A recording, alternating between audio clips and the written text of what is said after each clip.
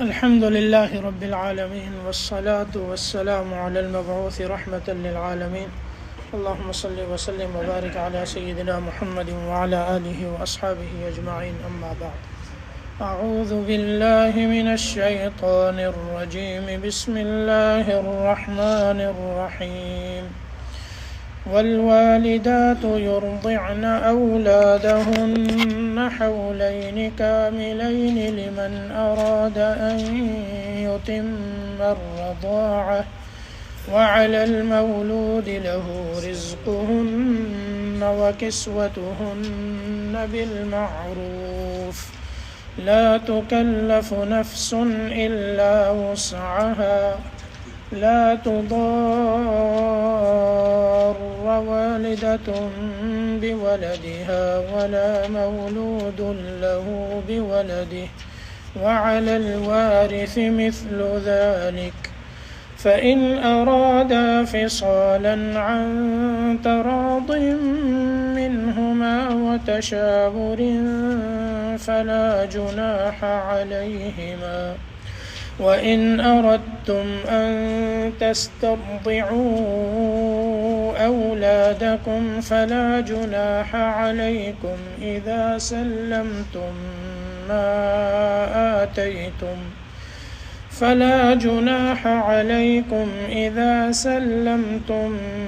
ما آتيتم بالمعروف واتقوا الله واعلموا أن الله بما تعملون بصير۔ سورۃ البقرہ 233 نمبر آیت ہے۔ طلاق کے احکام چل رہے ہیں۔ طلاق کی 3 قسمیں ہوتی ہیں، ایک طلاق رجعی، ایک طلاق بائن اور ایک طلاق مغلظہ۔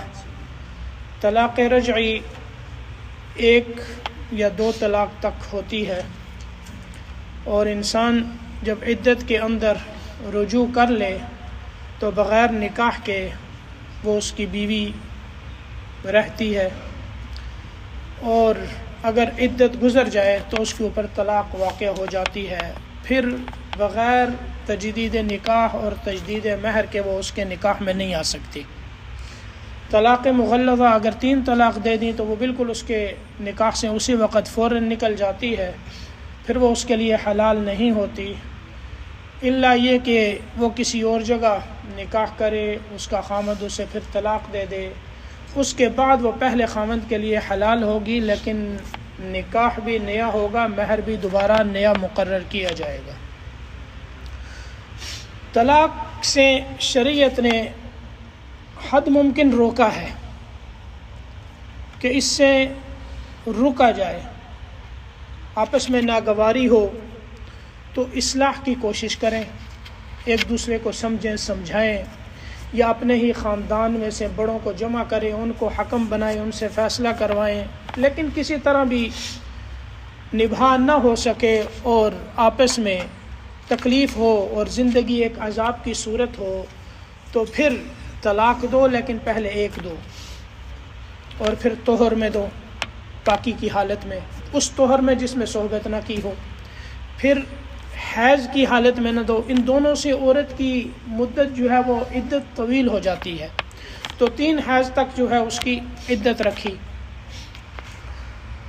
تو شریعت نے حد ممکن روکا ہے، لیکن اختیار مرد کو دیا ہے، کسی طرح غصے کی حالت میں یہ قدم نہ اٹھائے، لیکن اگر کسی نے اس طرح طلاق دے دی تو طلاق واقع ہو جاتی ہے۔ پھر اگر رخصت ہی کرنا ہو تو اس کا بھی طریقہ شریعت نے بتایا کہ رخصت کرتے ہوئے، کیونکہ یہ ایک معاملہ ہے، جب اس معاملے کو ختم کر رہے ہو تو اس معاملے کو یعنی حسن خوبی کے ساتھ اچھے طریقے سے اس کو ختم کرو، کہ جاتے ہوئے جو ہے وہ جس بیوی کو تم نے طلاق دیا اس کو کچھ نقد پیسے دے دو، کچھ ہدیہ دے دو، کم از کم 1 جوڑا کپڑوں کا دے دو، تاکہ جو آپس میں خاندانوں کی نفرتیں ہیں وہ مٹ سکیں اور اس معاملے کو خوبی کے ساتھ ختم کیا جا سکے۔ وَإِذَا طَلَّقْتُمُ النِّسَاءَ، اس سے پہلے آپ آیت کو دیکھیں، یہاں سے رکوع شروع ہو رہا ہے، 14واں رکوع۔ اس میں اللہ پاک نے یہ ارشاد فرمایا تھا کہ جب تم عورتوں کو طلاق دے چکو اور وہ اپنی عدت پوری کر لیں عدت گزارنے کے بعد اب وہ بیوہ جس سے چاہے وہ نکاح کر سکتی ہے، تمہیں روکنے کا حق نہیں۔ بیوہ جو مطلقہ ہے، عدت گزار لی اس نے، اس کے بعد اس کو اختیار ہے اور ولی کی اجازت کی اس کو ضرورت نہیں، جو بیوہ ہے وہ جہاں چاہے نکاح کر سکتی ہے۔ اور اگر وہ اپنے سابقہ خاوند کے پاس بھی آنا چاہے اور آپس میں وہ راضی ہوں تو اس کے پاس بھی وہ تجدید نکاح اور تجدید مہر کے ساتھ آئے گی، یعنی نکاح بھی پڑھایا جائے گا، مہر بھی رکھا جائے گا، اس کے نکاح میں وہ پھر آ سکتی ہے۔ لیکن تمہیں روکنے کا حق نہیں۔ بس اوقات یہ ہوتا ہے کہ خاندان والے روک دیتے ہیں کہ اس نے تمہیں پہلے طلاق دی تھی، اب دوبارہ جو ہے اس کے ساتھ تمہارا نکاح نہیں کر سکتے، لیکن جب وہ دونوں راضی ہوں تو شرعی قاعدے کے مطابق نکاح کروا دو۔ یا کسی اور جگہ وہ نکاح کرنا چاہتی ہے اور خاندان والے وہ یہ کہتے ہیں کہ نہیں ہم تمہارا نکاح وہاں نہیں کروائیں گے، تو قرآن نے کہا نہیں، تم اسے روک نہیں سکتے۔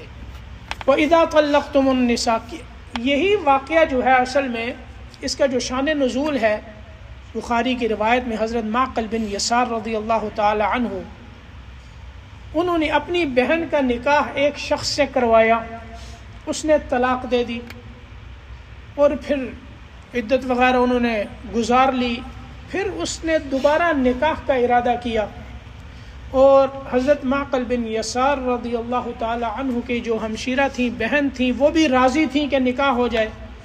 تو وہ شخص حضرت معقل کے پاس آیا اور آ کر یہ کہنے لگا کہ میں دوبارہ نکاح کرنا چاہتا ہوں۔ تو حضرت معقل بن یسار رضی اللہ تعالی عنہ کو تو غصہ تھا طلاق پر، انہوں نے کہا میں نے تمہارا پہلے اکرام کیا، اعزاز کیا، اپنی بہن تمہارے نکاح میں دی، اور تم نے اس کے ساتھ کیا سلوک کیا کہ اس کو طلاق دے دی، اب دوبارہ آئے ہو کہ میں تمہارے نکاح میں دوں۔ انہوں نے کہا اللہ کی قسم اب یہ تمہارے نکاح میں نہیں لوٹے گی۔ اسی طرح کا واقعہ حضرت جابر بن عبداللہ کی چچا زاد بہن کے ساتھ بھی ہوا، انہوں نے بھی یہی کہا۔ پھر اللہ نے یہ آیت نازل اتاری، وَإِذَا طَلَّقْتُمُ النِّسَاءَ، جب صحابہ شریعت کے ہر حکم کے آگے تو وہ قربان ہو جاتے تھے، جب انہوں نے یہ آیت سنی تو حضرت معقل بن یسار نے خود اپنی بہن کا نکاح ان سے دوبارہ کروایا۔ تو اللہ کیا فرماتے ہیں، وَإِذَا طَلَّقْتُمُ النِّسَاءَ فَبَلَغْنَ أَجَلَهُنَّ، اور جب عورتوں کو تم طلاق دے چکو پھر وہ اپنی عدت پوری کر چکے ہیں، فَلَا تَعْضُلُوهُنَّ أَن يَنكِحْنَ أَزْوَاجَهُنَّ إِذَا تَرَاضَوْا بَيْنَهُم بِالْمَعْرُوفِ، تم انہیں مت روکو کہ وہ اپنے خامدوں سے، یعنی کسی بھی خامد سے یا اپنے پہلے خامد سے نکاح کرنا چاہیں جب کہ وہ آپس میں راضی ہوں، بالمعروف شرعی طریقے کے مطابق۔ ذَلِكَ يُوعَظُ بِهِ مَنْ كَانَ مِنْكُمْ يُؤْمِنُ بِاللَّهِ وَالْيَوْمِ الْآخِرِ، اس سے اس شخص کو نصیحت کی جاتی ہے جو تم میں سے اللہ پر اور آخرت کے دن پر ایمان رکھتا ہے۔ ذَلِكُمْ أَزْكَىٰ لَكُمْ وَأَطْهَرُ، اس میں تمہارے لیے زیادہ پاکیزگی، زیادہ ستھرائی اور زیادہ پاکیزگی ہے۔ وَاللَّهُ يَعْلَمُ وَأَنْتُمْ لَا تَعْلَمُونَ، اور نکاح نہ کرنے کی صورت میں فساد برپا ہو سکتا ہے، گناہ میں مبتلا ہو سکتی ہے، تو اس کا نتیجہ کیا ہوگا، جو نکاح سے روکتے ہیں وہ بھی اس کے گناہ میں شامل ہو جائیں گے۔ تو اللہ پاک فرماتے ہیں وَاللَّهُ يَعْلَمُ وَأَنْتُمْ لَا تَعْلَمُونَ، اللہ جانتے ہیں تم نہیں جانتے، تمہاری مصلحتوں کو اللہ جانتے ہیں۔ اس کے بعد اگلی آیت میں رضاعت کے احکام ہیں۔ دودھ، عورت دودھ پلائے، کب تک پلائے، کس صورت میں پلائے، کیسے پلائے، اور اس کے لیے کیا شرائط ہیں، خامند کے اوپر کیا فرائض عائد ہوتے ہیں، یہ اس کا بیان ہے اس آیت میں۔ اب پہلے بھی طلاق کا ذکر ہے، اس کے بعد بھی طلاق کا ذکر ہے، لیکن بیچ میں رضاعت کا ذکر اللہ پاک فرماتے ہیں کیونکہ طلاق کے بعد رضاعت کا مسئلہ جو ہے یہ درپیش رہتا ہے، تو اس لیے اللہ پاک نے بیچ میں فرمایا والوالدات یرضعن اولادہن، میں اپنے بچوں کو دودھ پلائیں حولین کاملین، 2 سال پورے، یعنی میں اپنے بچوں کو پورے 2 سال دودھ پلائیں۔ لمن اراد ان یتم الرضاعہ، یہ مدت اس کے لیے ہے جو رضاعت کی، یعنی یہ جو شیر خارگی کی جو مدت بتائی ہے 2 سال، اس کے لیے ہے جو تکمیل کرنا چاہتا ہے رضاعت کی۔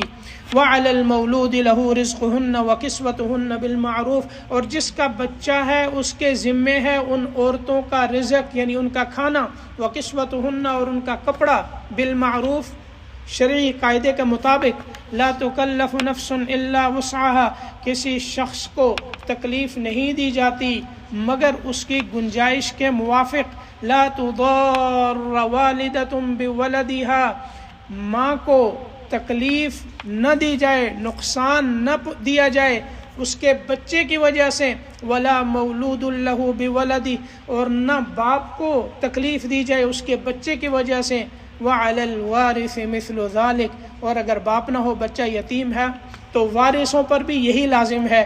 فإن ارادا فصالا، پھر اگر وہ دودھ چھڑانا چاہیں، عن تراض منہما، آپس میں دونوں کے رضامندی سے، وتشاور، اور مشورے سے، فلا جناح علیہما، یعنی 2 سال کے اندر دودھ چھڑانا چاہیں، میاں بیوی آپس میں راضی بھی ہو، مشورہ بھی ہو، تو ان پر کوئی گناہ نہیں۔ تفصیل انشاءاللہ بھی بتاتا ہوں۔ وَإِنْ أَرَدْتُمْ أَن تَسْتَرْضِعُوا أَوْلَادَكُمْ، اور اگر تم اپنی اولاد کو دودھ پلانا چاہتے ہو، یعنی کسی اور عورت کا، فلا جناح علیکم، تمہارے اوپر کوئی گناہ نہیں ہے، اذا سلمتم ما آتیتم بالمعروف، جب تم ان کے حوالے کرو جو کچھ تم نے انہیں دینا مقرر کیا ہے، بالمعروف، شریعت کے مطابق، شرعی قاعدے کے مطابق، واتقوا اللہ، اور اللہ سے ڈرتے رہو، واعلموا، اور جان لو، ان اللہ بما تعملون بصیر، اللہ تمہارے کاموں کو دیکھ رہے ہیں۔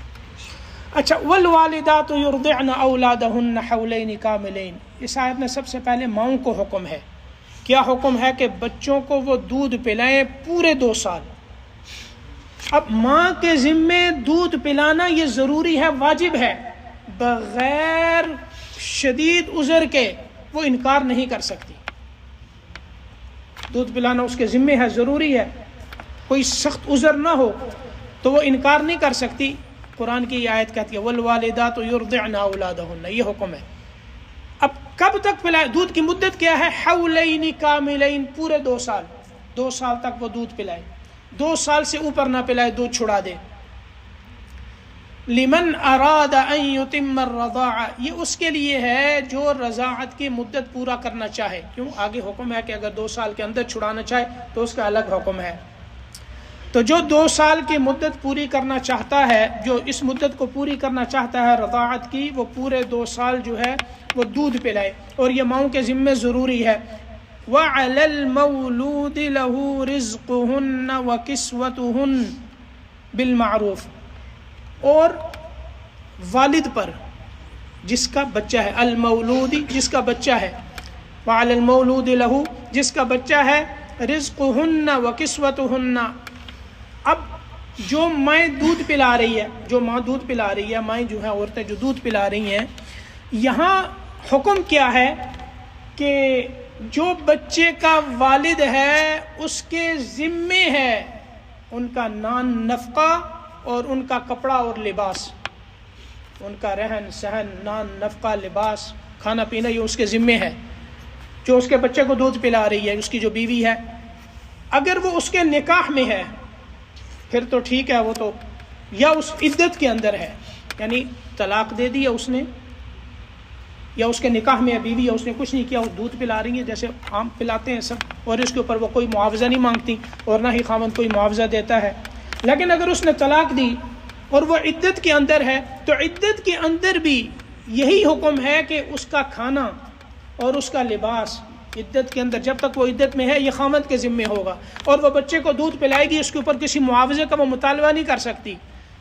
لیکن جب عدت گزر گئی، اب عدت ہے، عدت 3 حیض ہیں، وہ گزر گئی تو کیا ہوگا؟ اب ظاہر ہے وہ عدت گزرنے کے بعد اس کے نکاح سے بالکل وہ ختم ہو گیا سلسلہ، تو اب جو نان نفقہ ہے یا کپڑا ہے یا لباس ہے، یہ اب خاوند کے ذمے نہیں، لیکن دودھ پلانے کی جو ذمہ داری ہے اور اس کا جو خرچہ ہے اور عورت جو اس کا مطالبہ کرے گی، وہ خاوند کو دینا، اس مرد کو دینا، بچے کے باپ کو دینا ضروری ہوگا، یہ اس کے ذمہ باقی رہتا ہے۔ عدت گزرنے کے بعد باپ جو ہے وہ خرچہ دے گا، اس کو جو دودھ پلا رہی ہے اس کے بچے کا خرچہ دے گا۔ اب یہاں قرآن نے کیا کہا؟ وَعَلَى الْمَوْلُودِ جس کا بچہ ہے، وَعَلَى الْوَالِدِ قرآن نے نہیں کہا کہ والد کے ذمے ہے، اس میں ایک باریک اشارہ کر دیا کہ جس کا بچہ ہے، حالانکہ بچہ ماں اور باپ دونوں کا ہوتا ہے، دونوں مشترک ہیں اس میں، لیکن قرآن کہتا ہے جس کا بچہ ہے، یعنی بچے کی نسبت باپ کی طرف ہوتی ہے۔ اب آپ اس کو کسی کو پوچھیں نا بھائی آپ کس کے بیٹے ہیں، تو کس کا نام؟ اپنی ماں کا نام بتائے گا، اپنے باپ کا نام بتائے گا کہ میں فلاں کا بیٹا ہوں۔ تو نسب اور جو نسبت ہے سلسلہ ہے یہ باپ کی طرف جاتا ہے. اس لیے قرآن نے کہا کہ باپ کو بوجھ نہیں محسوس کرنا چاہیے. کیوں؟ یہ اس کا بیٹا ہے اور اس کا وہ خرچہ دے رہا، کوئی احسان نہیں کر رہا. لا تکلف نفس الا وسعها. خرچہ کتنا ہو، اگر خرچہ دینا ہے تو خرچہ کتنا ہونا چاہیے؟ قرآن کہتا ہے کہ اللہ پاک جو ہے کسی نفس کو اس کی وسعت سے زیادہ تکلیف نہیں دیتے. یعنی اگر میاں بیوی دونوں امیر ہیں تو خرچہ بھی امیرانہ ہوگا، اور اگر دونوں غریب ہیں تو خرچہ بھی غریبانہ ہوگا. لیکن اگر خامد امیر ہے اور بیوی غریب ہے، اس میں فقہا کا اختلاف ہے. بعض یہ کہتے ہیں کہ متوسط ہوگا، اور اکثر فقہا یہ فرماتے ہیں، اس کے اوپر فتویٰ ہے کہ خامد کی حیثیت کے مطابق خرچہ دیا جائے گا. خامد کی جو حیثیت ہے اس کے مطابق وہ خرچہ دے گا. لا تضار والدۃ بولدها ولا مولود له بولدی. والدہ کو بچے کی وجہ سے تکلیف نہ دی جائے اور والد کو بھی بچے کی وجہ سے تکلیف نہ دی جائے. کیا مطلب؟ دودھ کا مسئلہ چل رہا ہے، رضاعت کا. مطلب یہ ہے کہ اگر عورت معذور ہے، وہ دودھ نہیں پلا سکتی، کوئی اس کے پاس عذر ہے، ایسا ہے کہ وہ دودھ نہیں پلا سکتی، اس کے لیے مشکل ہے، پریشانی کا باعث ہے، تو خاوند اس کو مجبور نہ کرے کہ تو نہیں پلانا ہے کیونکہ تیرا بچہ ہے، وہ کسی اور سے پلوائے. اگر عورت نہیں پلا سکتی تو کسی انا کو ڈھونڈے جو دودھ پلائے اور پیسے دے کر اس سے پلوائے. تو یہ فرمایا کہ والدہ کو اس کے بچے کی وجہ سے تکلیف نہ دی جائے، وہ کسی عذر کی وجہ سے دودھ نہیں پلا سکتی تو اس کو مجبور نہ کیا جائے، اس سے اس کو نقصان ہوگا. ولا مولود له بولدی. اور والد کو بھی بچے کی وجہ سے تکلیف نہ دی جائے. یعنی عورت معذور نہیں ہے لیکن باپ مفلس ہے، وہ کچھ دے نہیں سکتا. اب عورت یہ نہ کہے کہ اس کا بچہ ہے، یہ جہاں سے مرضی دودھ پلائے، میں نہیں پلاتی. فرمایا کہ نہیں، یہ کام نہیں کرنا. نہ والد کو تکلیف ہو. یعنی کیسا پیارا نظام ہے اسلام کا، کیسا حکم ہے کہ آپس میں تکلیف بھی نہ ہو. کیسے چھوٹے معاملات کو کیسے حل کیا جا رہا ہے کہ والدہ کو بھی تکلیف نہ ہو، والد کو بھی تکلیف نہ ہو، والدہ بغیر کسی عذر کے انکار نہ کرے، اور والد کی مفلسی کی وجہ سے جو ہے عورت جو ہے وہ دودھ پلانے سے انکار نہ کرے، اور عورت کے معذور ہونے کی صورت میں والد بچے کا جو والد ہے اس پر زبردستی نہ کرے. اگر بچہ یتیم ہو گیا، اس کا باپ فوت ہو گیا، ابھی وہ چھوٹا ہی ہے، تو پھر یہ ذمہ داری کس کے اوپر آتی ہے دودھ پلانے کی؟ وَعَلَى الْوَارِثِ مِثْلُ ذَلِكَ. جو شرعی وارث ہوں گے یہ ذمہ داری ان پر آئے گی. یعنی شرعی طور پر جو میراث کا حق رکھتے ہیں، پھر بچے کی پرورش، اس کا خرچہ، اس کے دودھ پلانے کی قیمت، جو کچھ بھی اس کے اوپر خرچ ہوگا وہ وارثوں پر آئے گا. اور اگر وارث زیادہ ہوں تو جتنا حصہ جس کے حق میں آتا ہے وہ اپنے حصے کے بقدر اس پر خرچ کرے گا. کچھ سمجھ آ رہی ہے کہ اوپر سے نظام چل رہا ہے؟ تھوڑی بہت سمجھ تو آ رہی ہے نا؟ تو کس کے ذمہ ہوگا؟ وارثوں کے ذمہ ہوگا. تو ذرا تھوڑا سا توجہ رکھیں، اس میں سمجھ آئی تو آپ کو بہت مزہ آئے گا یہ احکام جاننے میں. فَإِنْ أَرَادَ فِصَالًا. اچھا، اگر دودھ چھڑانا چاہتے ہیں، وہ ابھی یہ ہے کہ 2 سال کے اندر ہی، 2 سال کی مدت میں تو چھڑانا ہی ہے، چھوڑنا ہی ہے، لیکن یہ ہے کہ اگر 2 سال کی مدت کے اندر چھڑانا چاہتے ہیں تو اس کے بارے میں کیا کریں؟ فَإِنْ أَرَادَ فِصَالًا عَنْ تَرَاضٍ مِّنْهُمَا وَتَشَاوُرٍ. اس میں میاں بیوی دونوں بیٹھیں، آپس میں راضی ہو جائے اور مشورہ کریں. یعنی یہ ہے کہ بچے کو اس کے دودھ سے نقصان ہو رہا ہے، بچہ بیمار ہو رہا ہے، یا یہ ہے کہ عورت جو ہے وہ معذور ہو رہی ہے، پلا نہیں سکتی، یا اس کے دودھ پلانے سے کوئی بچے کو تکلیف ہو رہی ہے، جو بھی ہو رہا ہے. اب اس تکلیف کی وجہ سے اب 2 سال کے اندر وہ دودھ چھڑانا چاہتے ہیں، تو اس میں کیا ہے؟ قرآن یہ کہتا ہے پہلے آپس میں دونوں بیٹھ جائیں، دونوں راضی ہوں، پھر آپس میں مشورہ کریں، اور جو مشورہ ہو تو پھر چھڑا دیں. فَإِنْ أَرَادَ فِصَالًا عَنْ تَرَاضٍ مِّنْهُمَا وَتَشَاوُرٍ فَلَا جُنَاحَ عَلَيْهِمَا. انہیں کوئی گناہ نہیں ہوگا، چھڑا سکتے ہیں. لیکن یہ اس میں بچے کی مصلحت کو دیکھنا ہے. یہ نہیں کہ آپس کی لڑائی ہو گئی ہے تو اس نے کہا میں نہیں پلاتی، یا ضد کی وجہ سے عورت یہ کہتے میں دودھ نہیں پلاتی. نہیں، بچے کی مصلحت کو دیکھو. اگر اس کو تکلیف ہے یا بیمار ہو رہا ہے، دودھ موافق نہیں آیا، تو کیا کرے؟ چھڑا دیں 2 سال کے اندر. ہاں، اگر بیوی نہیں پلا رہی کسی اور سے دودھ پلانا چاہتے ہو تو اس کا کیا حکم ہے؟ اس کے بارے میں قرآن یہ کہتا ہے کہ کسی اور عورت سے دودھ پلانا چاہتے ہو تو جو اجرت دودھ پلانے کی اس کو دینی ہے وہ پہلے طے کر لو، اتنی اجرت دیں گے، اتنے پیسے دیں گے، 100 دینار ہے، 200 دینار ہے، کتنا ہے، اتنا دیں گے، اور مدت ختم ہو تو وہ اس کو دو، اس میں سے کوئی چیز کم نہ کرو۔ یہ اگلا حکم ہے۔ وَإِنْ أَرَدْتُمْ أَن تَسْتَرْضِعُوا أَوْلَادَكُمْ، اور اگر تم اپنے بچوں کو دودھ پلانا چاہتے ہو کسی اور عورت کا، فلا جناح علیکم، تم پر کوئی حرج نہیں، اذا سلمتم ما آتیتم بالمعروف، جب تم ان کے حوالے کرو جو کچھ تم نے دینا طے کیا ہے، یعنی شرعی قاعدے کے مطابق، جو بھی شریعت کا حکم ہے اس کے مطابق۔ واتقوا اللہ، یہ قرآن کا انداز ہے، ان دنیا کے قانون کی طرح یہ نہیں ہے کہ ایک نظام بتا دیا وہ کر دیا۔ اس کے بعد اللہ پاک فرماتے ہیں اللہ سے ڈرو، یہ جو احکام بتائیں اس کے خلاف ورزی کرنے سے اللہ سے ڈرو، کیوں؟ مر کے اللہ کے پاس جانا ہے۔ اور یہی وہ چیز ہے کہ انسان، یہ ترغیب اور ترہیب، قرآن پاک کا یہ انداز انسان کو یعنی اللہ کا حکم پورا کرنے میں جو ہے پوری طرح مدد کرتا ہے۔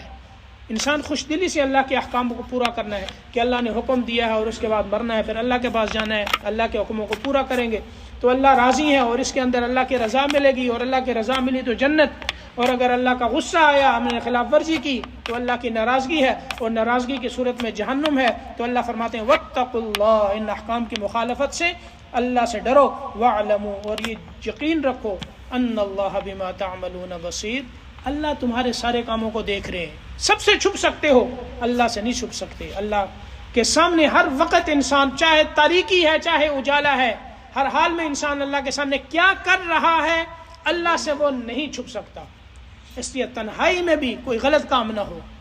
آگے جو ہے عدت ہے، جو بیوہ ہیں ان کی عدت کیا ہے، تو ترجمے سے ہی وہ ساری بات جو ہے وہ واضح ہو جاتی ہے۔ پھر طلاق کے احکام ہیں انشاءاللہ، اس کے بعد پھر رکوع تک جو ہے وہ طلاق کا سلسلہ ختم ہو گئے، آگے پھر جہاد کے احکام آ رہے ہیں، اور پھر اس میں مزید آیات، اور پھر آگے تیسرے سپارے میں آیت کرسی، اس کے فضائل۔ اللہ پاک جو ہے قرآن پاک کو ہم سب کے دلوں کی بہار بنائے، ہم سب کے سینوں کا نور اور ذریعہ نجات بنائے۔